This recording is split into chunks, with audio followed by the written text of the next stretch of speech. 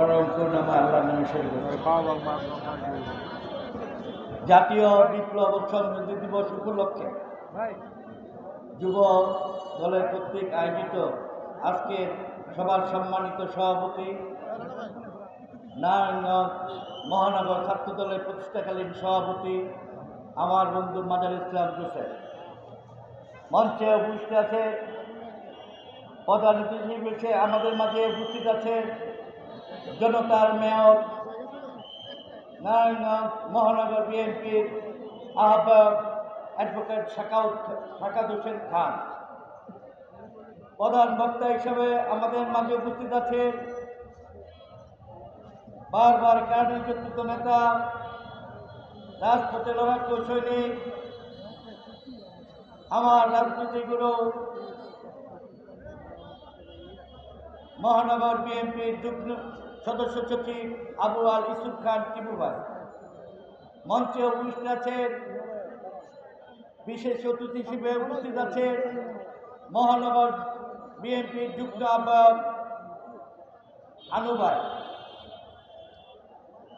মঞ্চে উপস্থিত আছে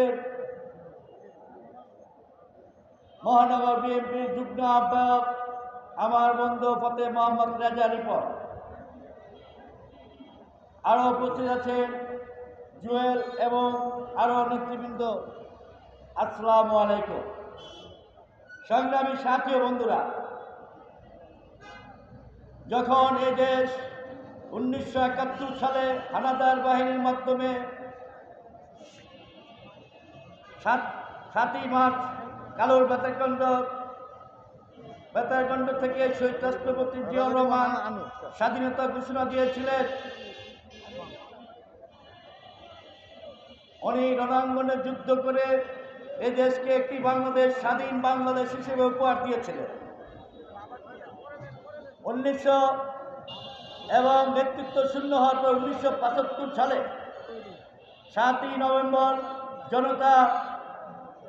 সিপাহী জনতা বিপ্লবের মাধ্যমে উনি আবার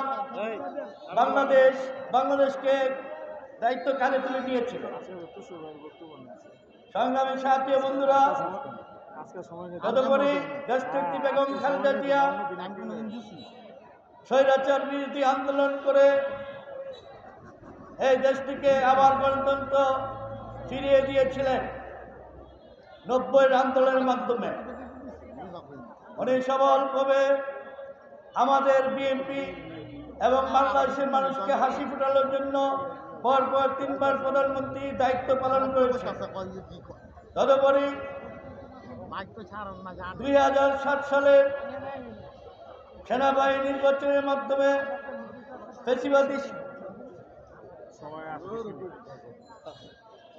ফেসিবাদী শেখ হাসিনার যখন ক্ষমতা অধিষ্ঠিত হয়, তখন আমাদের নেত্রী বেগম খালেদাকে কারা মুক্ত করে এবং তারেক জিয়াকে নির্যাতন করে দেশ থেকে বহুদূর সুদূর লন্ডনে বিতাড়িত করে দেয়।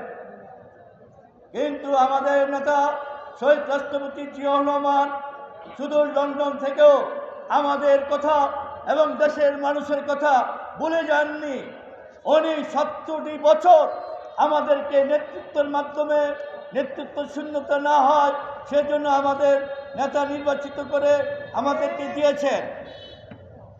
সংগ্রামী সাথী ও বন্ধুরা, তদুপরি 5ই আগস্ট যখন ছাত্র জনতা বিপ্লবের মাধ্যমে দেশ স্বাধীনতা হয়েছিল, আবার পুনরায় সেই স্বাধীনতাকে ফ্যাসিবাদী হাসিনা ধূলিসাৎ করার জন্য 10ই নভেম্বর একটি চক্রান্ত করেছিল।